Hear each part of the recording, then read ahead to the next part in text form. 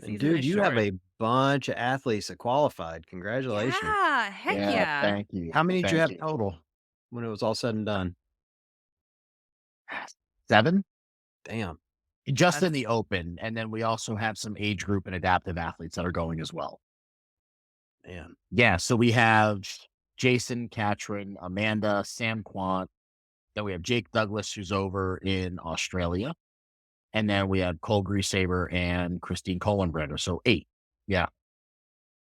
Rob, was semis for you just like constant stress, just 3 weeks of fucking stress? Because I watch coaches and I'm friends with a lot of coaches and I do interviews with a lot of coaches, and it's like they're all your children.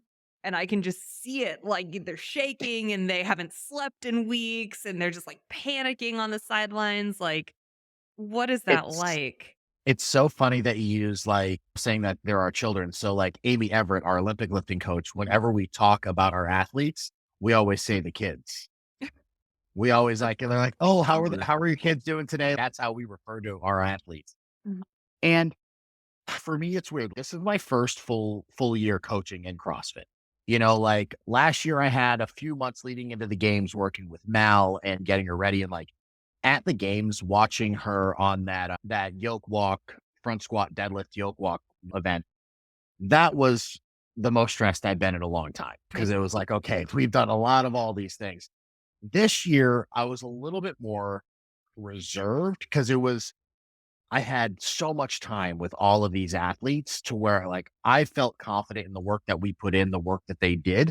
And now it was just time for like them to show it out on the floor and prove their fitness and their strength has increased. And honestly, like it was more like there was some nerves for some events, but like watching Katrin do event number 1 and just manhandling that sled is something she could have never done a year ago. And she's really the one that I've worked with the longest. Her and I have pretty much worked with each other since August of last year. And to really see everything come together so perfectly for her, and then obviously go from not making the games last year to taking second place in her semi this year. It was just so exciting. And then watching Amanda's fitness get so much better and Jason just it was more excitement for me than it was nerves. I think it was also because we knew what to expect. Like we had our people that we expected to do well and they all did. And now these next 7 weeks are when it's really going to come together.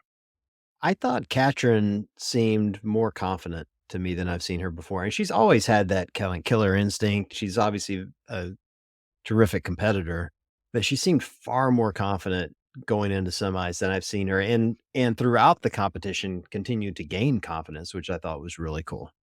Yeah, it was great. Her whole thing as she was leading into semis was like she wanted to regain that love for competition again. And we started seeing that through the open and then quarters. And then I think once she got to the Pasadena and she got back in that arena, she knew she could be herself again. Yeah. And she came out hot and fortunately was able to like over the past year, she's grown so much and she's learned so much, but she still has that Katrin essence about her. So she brings all that experience and that passion for competing. And I think that's what ultimately led to her having such a successful weekend. For sure. I think too, like, I've been listening a lot to her podcast with Annie, and I feel like she's so open right now about, I don't know, just like the mental aspect of training and competing, and also kind of just like these wonderful, intimate details about her life and her mentality. And it's like, I don't know, she feels so comfortable in her own skin and able to attack all sorts of different things mentally, physically that are put in front of her right now. Just I don't know. All in all, not sponsored, but plugging their podcast for sure. If you haven't listened to it, especially if you're a woman in CrossFit and you haven't listened to it, it is worth going over there and hearing them out because the things they talk about and the way they express themselves is just it feels so strong in the Yeah. space right now. And I feel like I could hear it in her voice in the episodes leading up to this competition season where I was like, "Oh, she is in such a solid place." It made me really excited to watch her over the weekend. I thought watching most of the hard work, or if not all the hard work, pays off athletes. I think of Jason Hopper, for instance. when he hit the big snatch during the snatch event. Hell yeah. When he stepped up to the bar, I turned to someone and I'm like, "Watch this." Because I've been watching the online training with Amy, who we had on the show not that long ago, and I know her skill level, and, like, he stepped up so confident. It was quick too. It was like he only had a few seconds, and he was Yep. so confident, you could tell he wasn't gonna miss. Like, he was just like, "This is routine." How do you guys build that confidence in your athletes? Is it just the repetition of what you're doing day in and day out, or is there, like, a kind of a dedicated mindset plan that you guys have for these athletes? I think that's one of the great things that kind of sets us apart from other camps really is having such specialized coaches throughout our entire team.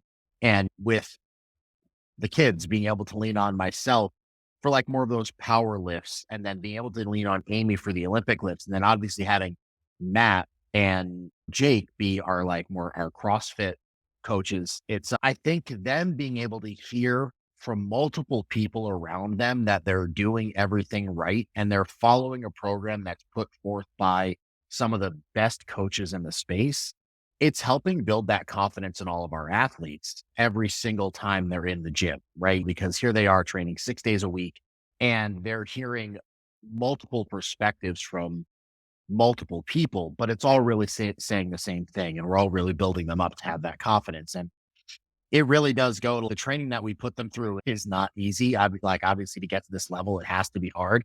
But when you have the aspects of the CrossFit program that we put together come together so synergistically, I think it really just does produce what we saw throughout the entire semis weekends.